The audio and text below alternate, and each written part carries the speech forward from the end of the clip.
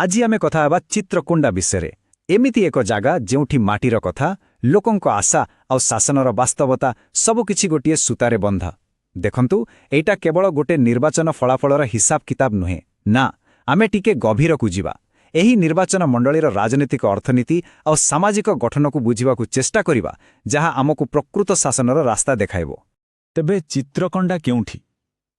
ଏହା ଓଡ଼ିଶାର ମାଲକାନଗିରି ଜିଲ୍ଲାର ଅବସ୍ଥିତ। ଏହାର ନିଜର ଏକ ସ୍ୱତନ୍ତ୍ର ଭୌଗୋଳିକ ଆଉ ସାମାଜିକ ପରିଚୟ ରହିଛି, ଯାହା ଏଠିକାର ରାଜନୀତିକୁ ବହୁତ ଅଲଗା କରିଦିଏ। ସତ କହିବାକୁ ଗଲେ, ଯଦି ଆମେ ଏହି ମାଟିର କାହାଣୀକୁ ନ ବୁଝିବା, ତେବେ ଏହାର ରାଜନୀତିକୁ ବୁଝିବା ସମ୍ପୂର୍ଣ୍ଣ ଅସମ୍ଭବ। ଏଠାରେ ଯେଉଁ ରାଜନୈତିକ ଲଢ଼େଇ ହୁଏ, ତାହା କେବଳ ଭୋଟ ପାଇଁ ନୁହେଁ। ନା, ଏହା ହେଉଛି ପରିଚୟର ଲଢ଼େଇ, ଇତିହାସର ଲଢ଼େଇ ଆଉ ଏକ ଭଲ ଭବିଷ୍ୟତ ପାଇଁ ଲଢ଼େଇ। ପ୍ରତ୍ୟେକ ନିର୍ବାଚନ ଏଠିକାର ଲୋକଙ୍କ ପାଇଁ ଏକ ନୂଆ ଅଧ୍ୟାୟ ଲେଖିବାର ସୁଯୋଗ ଆଣିଥାଏ। ସେଇଟା ଉନ୍ନତିର ଅଧ୍ୟାୟ ହୋଇପାରେ କିମ୍ବା ସେହି ପୁରୁଣା ସମସ୍ୟାର ପୁନରାବୃତ୍ତି। ଠିକ୍ ଅଛି, ତେବେ ଆସନ୍ତୁ ଦେଖିବା ଆମେ ଆଗକୁ କେମିତି ଯିବା। ଏହି 5ଟି ବିଭାଗରେ ଆମେ ଚିତ୍ରକୋଣ୍ଡାର ରାଜନୀତିକୁ ଖୁବ୍ ଭଲ ଭାବରେ ବୁଝିବାକୁ ଚେଷ୍ଟା କରିବା। କୌଣସି ବି ରାଜନୈତିକ ବିଶ୍ଳେଷଣର ମୂଳଦୁଆ ହେଉଛି ସେହି ଜାଗାର ଲୋକଙ୍କୁ ବୁଝିବା, ସେମାନଙ୍କ ପରିବେଶକୁ ବୁଝିବା। ତେଣୁ ଆମେ ଆମ କାମ ସେଇଠୁ ହିଁ ଆରମ୍ଭ କରିବା। ଆସନ୍ତୁ ପ୍ରଥମେ ଏହି ଚିତ୍ରକୋଣ୍ଡାର ମାଟି ଆଉ ଲୋକଙ୍କ କାହାଣୀକୁ ଜାଣିବା। ଏହି ସଂଖ୍ୟାଗୁଡ଼ିକୁ ଟିକେ ଦେଖନ୍ତୁ। ଏହି ସଂଖ୍ୟା ଭିତରେ ହିଁ ଚିତ୍ରକୋଣ୍ଡାର ରାଜନୈତିକ ଭାଗ୍ୟର ଚାବିକାଠି ଲୁଚି ରହିଛି। 58% ଆଦିବାସୀ ସମ୍ପ୍ରଦାୟ। ସେମାନେ ସଂଖ୍ୟାଗରିଷ୍ଠ, ଏଥିରେ କୌଣସି ସନ୍ଦେହ ନାହିଁ। କିନ୍ତୁ ସେହି 22.6% ବଙ୍ଗୀୟ ବସତିବାସୀଙ୍କ ଭୋଟ ଯେତେବେଳେ ଏକାଠି ହୋଇଯାଏ, ସେତେବେଳେ ତାହା ଯେକୌଣସି ନିର୍ବାଚନର ଫଳାଫଳକୁ ବଦଳାଇ ଦେବାର ଶକ୍ତି ରଖେ।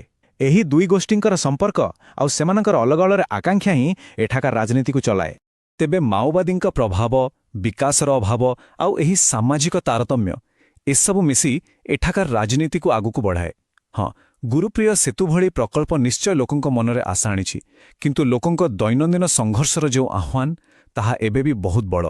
ଆସନ୍ତୁ ଏବେ ସିଧା ସଂଖ୍ୟା ଉପରକୁ ଯିବା। କାରଣ ନିର୍ବାଚନର ଫଳାଫଳ କେବଳ କିଏ ହାରିଲା, କିଏ ଜିତିଲା ତାହା କୁହେନି। ଏହା ସମାଜରେ ଥିବା ଗଭୀର ବିଭାଜନର ଏକ ସ୍ପଷ୍ଟ ଚିତ୍ର ଦେଖାଏ। କେତେ? ମାତ୍ର 9,159 ଭୋଟ। ଭାବିଲେ ଆଶ୍ଚର୍ଯ୍ୟ ଲାଗେ ନୁହେଁ? ଏତେ ଛୋଟ ଗୋଟେ ସଂଖ୍ୟା, କିନ୍ତୁ ଏହା ପଛରେ ବହୁତ ବଡ଼ କାହାଣୀ ଲୁଚି ରହିଛି। ଏହା ସିଧା ସିଧା କହୁଛି ଯେ ଲୋକଙ୍କ ମତ କେତେ ପାଖାପାଖି ଥିଲା, କେତେ ବିଭାଜିତ ଥିଲା। ଏହାକୁ ଆମେ କ'ଣ ଗୋଟେ ଦୃଢ଼ ଜନାଦେଶ କହିପାରିବା? ନା, ବିଲକୁଲ ନୁହେଁ। ଏହା ତ ଏକ ପ୍ରକାରର ଦୁର୍ବଳ ସହମତି ମାତ୍ର। ଏହି ଚାର୍ଟକୁ ଟିକେ ଭଲ ଭାବରେ ଦେଖନ୍ତୁ।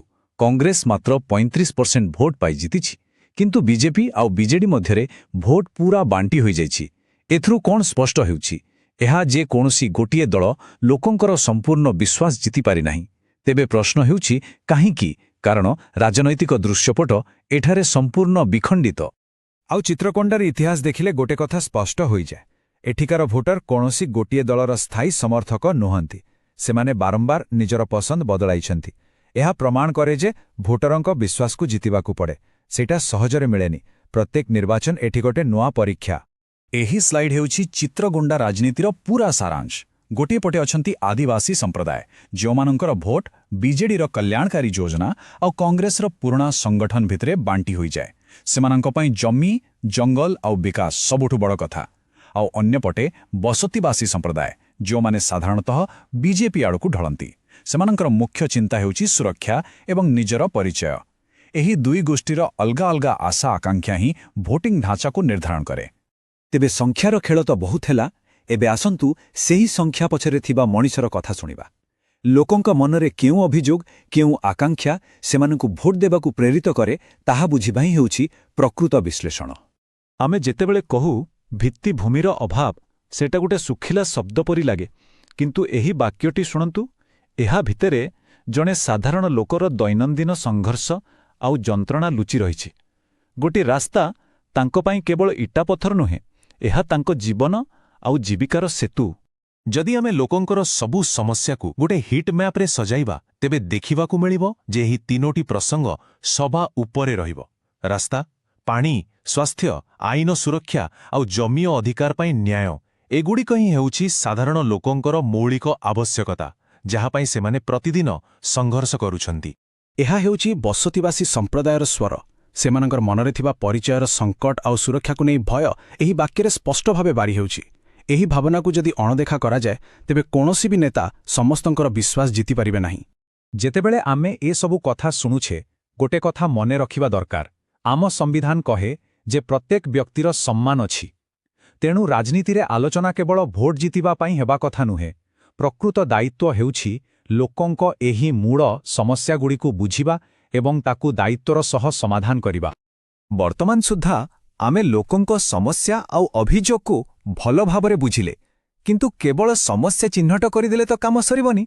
ଏବେ ଆସନ୍ତୁ ସେହି ବିଶ୍ଳେଷଣକୁ ଏକ କାର୍ଯ୍ୟକ୍ଷମ ରଣନୀତିରେ ବଦଳାଇବା, ଯାହା ଜଣେ ନେତାଙ୍କୁ ଲୋକଙ୍କ ବିଶ୍ୱାସ ଜିତିବାରେ ସାହାଯ୍ୟ କରିପାରିବ। ଦେଖନ୍ତୁ, ଗୋଟେ ସଫଳ ଅଭିଯାନ କେବଳ ଭାଷଣ ଦେଇ ହୁଏନି। ଏହାପାଇଁ ସୂକ୍ଷ୍ମ ଯୋଜନା ଦରକାର। ଏହି 90 ଦିନର କାଉଣ୍ଟଡାଉନ୍ ଦେଖାଏ କିପରି D90ରେ ପ୍ରତି ବୁଥ୍ ମ୍ୟାପିଂରୁ କାମ ଆରମ୍ଭ ହୁଏ, ତାପରେ D30ରେ ଗାଁ ଗାଁରେ ବୈଠକ ହୁଏ, ଆଉ ଶେଷରେ D1ରେ ଭୋଟ ଦିନ ପାଇଁ ପୁରା ପ୍ରସ୍ତୁତି କରାଯାଏ। ଏଠି ପ୍ରତ୍ୟେକ ପଦକ୍ଷେପ ଗୁରୁତ୍ୱପୂର୍ଣ୍ଣ। ଏହା କେବଳ ରଣନୀତି ନୁହେଁ, ଏହା ଲୋକଙ୍କ ସହ ଯୋଡ଼ି ହେବାର ଏକ ପ୍ରକ୍ରିୟା। ଆଜିକାଲି ପାରମ୍ପରିକ ପ୍ରଚାର ସହିତ ଆଧୁନିକ ଡିଜିଟାଲ ଉପକରଣକୁ ମିଶାଇବା ନିହାତି ଜରୁରୀ। ଚିତ୍ରକୋଣ୍ଡାରେ ଓଡ଼ିଆ ଓ ବଙ୍ଗଳାରେ ବାର୍ତ୍ତା ଦେଲେ ତାହା ଲୋକଙ୍କୁ ଯୋଡ଼ିପାରେ, ଆଉ ହ୍ୱାଟ୍ସଆପ୍ ଭଳି ମାଧ୍ୟମ ଏହା ଗୁଜବକୁ ରୋକିବା ଆଉ ଲୋକଙ୍କ ପାଖରେ ସଠିକ୍ ଖବର ପହଞ୍ଚାଇବାରେ ବହୁତ ଶକ୍ତିଶାଳୀ ଅସ୍ତ୍ର ହୋଇପାରେ। ତେବେ ଚିତ୍ରକୋଣ୍ଡାର ଏହିସବୁ ଆହ୍ୱାନର ମୁକାବିଲା ପାଇଁ କେମିତିକା ନେତୃତ୍ୱ ଦରକାର? ଏଠି ଜଣେ ସାମାଜିକ ସଂଗଠକ ଦରକାର, ମାନେ ଯିଏ ଲୋକଙ୍କ ସହ ମିଶିପାରିବ, ସେମାନଙ୍କର ଦୁଃଖ ବୁଝିପାରିବ ଆଉ ଅଲଗା ଅଲଗା ଗୋଷ୍ଠୀ ଭିତରେ ବିଶ୍ୱାସର ଏକ ସେତୁ ବାନ୍ଧିପାରିବ। ସେହି ଏଠାରେ ପ୍ରକୃତରେ ସଫଳ ହୋଇପାରିବ। ମନେ ରଖିବାକୁ ହେବ, ନିର୍ବାଚନ ଜିତିବା ଲକ୍ଷ୍ୟ ନୁହେଁ, ଏହା ହେଉଛି ଲକ୍ଷ୍ୟପଥର ଆରମ୍ଭ ମାତ୍ର। ପ୍ରକୃତ କାମ ତ ନିର୍ବାଚନ ପରେ ଆରମ୍ଭ ହୁଏ। ତେଣୁ ଆସନ୍ତୁ ଏବେ ପ୍ରଚାର ରଣନୀତିରୁ ଆଗକୁ ବଢ଼ି ଶାସନର ମୂଳ ଉଦ୍ଦେଶ୍ୟ ବିଷୟରେ ଆଲୋଚନା କରିବା। ଆଜିକାଲି ଡିଜିଟାଲ ଯୁଗରେ ଭୋଟରଙ୍କ ପାଖରେ ପହଞ୍ଚିବା ବହୁତ ସହଜ, କିନ୍ତୁ ଏହା ସହ ଏକ ବଡ଼ ଦାୟିତ୍ୱ ବି ଆସେ। ଭାରତର ଡାଟା ସୁରକ୍ଷା ନିୟମ ଅନୁସାରେ ଲୋକଙ୍କ ବ୍ୟକ୍ତିଗତ ତଥ୍ୟକୁ ସମ୍ମାନ ଦେବା ନିହାତି ଜରୁରୀ। ଏହାର ଅର୍ଥ ହେଉଛି କେବଳ ଜରୁରୀ ତଥ୍ୟ ନେବା, ତାହା ବି ସେମାନଙ୍କ ସ୍ପଷ୍ଟ ଅନୁମତିରେ, ଆଉ କେବଳ ଦାୟିତ୍ୱପୂର୍ଣ୍ଣ ଭାବେ ଯୋଗାଯୋଗ ପାଇଁ ହିଁ ବ୍ୟବହାର କରିବା। ଶେଷରେ ଏହି ପ୍ରଶ୍ନଟି ସମସ୍ତଙ୍କ ପାଇଁ, ନିର୍ବାଚନରେ ଜିତିବା କ'ଣ ଏକ ଦୌଡ଼ର ଶେଷ, ନା ଏକ ନୂଆ ଦାୟିତ୍ୱର ଆରମ୍ଭ? ଏହାର ଉତ୍ତର ହେଉଛି ନିର୍ବାଚନ ଫଳାଫଳ 5 ବର୍ଷର ଏକ ପ୍ରତିବଦ୍ଧତାର ଆରମ୍ଭ, ସମାପ୍ତି ନୁହେଁ। ଲୋକଙ୍କ ଅଭିଯୋଗର ସମାଧାନ କରିବା ଆଉ ସେମାନଙ୍କ ସେବା କରିବାର ପ୍ରକୃତ ଦାୟିତ୍ୱ ଏହିଠାରୁ ହିଁ ଆରମ୍ଭ ହୁଏ। ଯଦି ଆପଣ ଜଣେ ଜନକେନ୍ଦ୍ରିକ ନେତା ହେବାକୁ ଏବଂ ଆପଣଙ୍କର ନିର୍ବାଚନ ମଣ୍ଡଳୀକୁ ଉନ୍ନତ କରିବାକୁ ଚାହାନ୍ତି, ତେବେ blueprintstrategies.ai ସହିତ mgr@blueprintstrategies.ai ରେ ଯୋଗାଯୋଗ କରନ୍ତୁ କିମ୍ବା 08042041602ରେ କଲ୍ କରନ୍ତୁ। ରାଜନୀତିରୁ ଊର୍ଦ୍ଧ୍ୱରେ ଉଦ୍ଦେଶ୍ୟ।